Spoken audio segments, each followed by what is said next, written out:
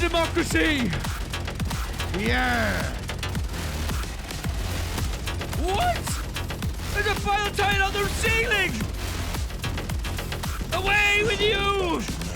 Hiveworld and cave diving has proven to be a difficult and relentless experience, quickly revealing the need to remove swarm threats and in some cases also be able to rely on crowd control to keep yourself alive. With that in mind, here's a breakdown of some loadout variations that I've had the most success with, getting a foothold on these missions and getting into a position to learn more about this update. In terms of primary weapons, here are three which I've found to be most useful. First up, the Blitzer with its ability to crowd control efficiently and deal damage in an AoE-like manner. It makes the perfect partnership for our cave diving experiences. The strongest advantage the Blitzer possesses is the infinite ammo it offers. As you will quickly find out, cave dives prevent the use of stratagem call-ins a lot of the time, so sustaining yourself is very important in these situations, and you might find yourself unable to call in a resupply or a stratagem to support when you're in a pinch, so the Blitzer is excellent in that regard. It negates the need to. The overwhelming nature of the Terminid swarm threats down there also makes this a solid choice because the Blitzer can quickly knock back and stun advances in abundance, and I would like to caveat this though by saying at times the Blitzer can fall short because its damage output does leave a little to be desired, and this is compounded by the sheer volume of enemies the cave maps throw at you. Nonetheless, a stable and reliable choice. Next up, the Plasma Punisher with its medium armor pen, stagger and stun potential, and formidable damage to both single target and in an AoE fashion. This weapon, much like the Blitzer, gives us a bit of breathing room with a very formidable fire rate and a solid ammo economy. You can make this worthwhile without a supply pack, but it does also really shine when you're wearing one, but the choice is yours, folks. Personally, I manage fine. The new burrowing Terminids are pretty terrifying, and when you get a Bile Spewer seed with these variants, the acidic firepower the volleys of these enemies brings to the table is terrifying, and this is where the Plasma Punisher truly shines. It makes incredibly short work of these nuisances very quickly, and it can also burst 3, 4, 5 of them down if you land your AoE shots perfectly, and I've had a great deal of success using this weapon to deal with these suckers accordingly. Another great thing about the Plasma Punisher is you can deal with Bile Titans when their shoulder armor is cracked if you place your shots accurately on the shoulder of the corresponding side. A very nice strategy. On stream, we also found excellent use out of the explosive crossbow with the AoE damage and ability to close bug holes. A real clutch choice of weapon. Larger groups of chaff melt very effectively with the right placement. The logic applies as the previous two weapons. The formidable AoE damage suits dealing with cave-like settings, and the new Terminid variants very effectively.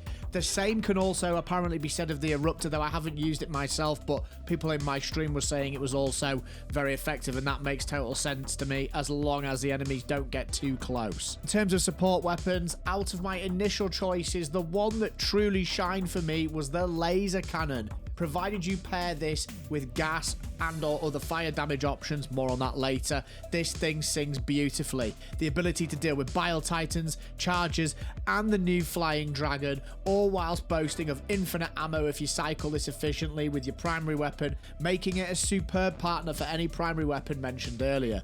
We'll discuss the gas dog in a moment, but the laser cannon and the dog being paired together ensures that both fire and gas dots are being applied, which means you can do a lot of damage passively, which really suits the cave settings because you're going to be doing a lot of moving and kiting.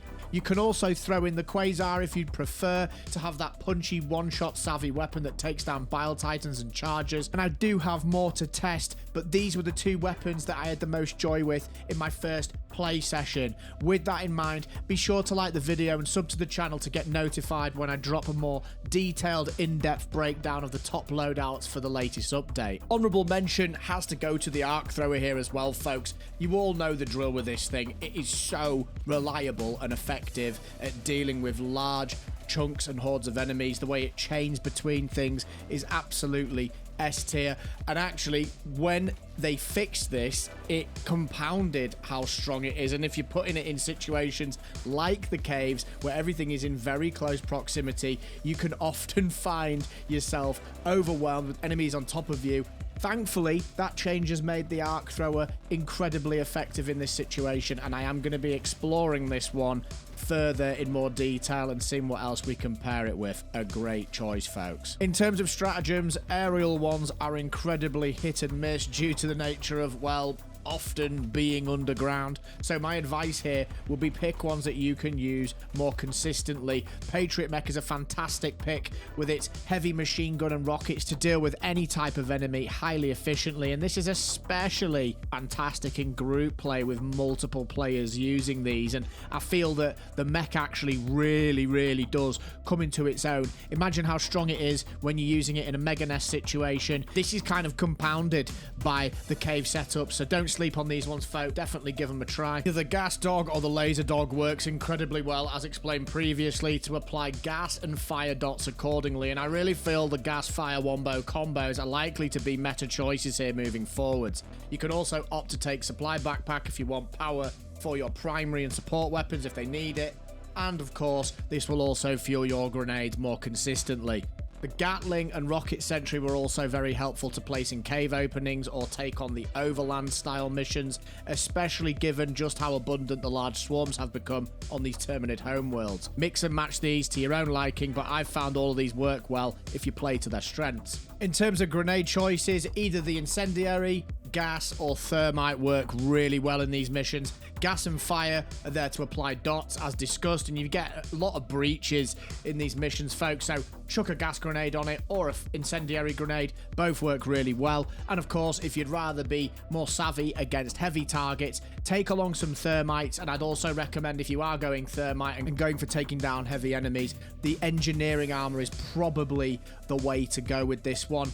Sidearm choices, I was running with either the grenade pistol or the ultimatum. The grenade pistol really shines here because of the abundance of bug holes, and it's really nice against biosphere enemies, which can be very abundant. The ultimatum is also great to clear out large pockets of enemies, and believe me, you do get absolutely stacked out sometimes when you're down in those caves. Or heavier threats are also easily swiped aside, as you already know, but this does really require a supply backpack to make it truly worthwhile, to keep that in mind, folks.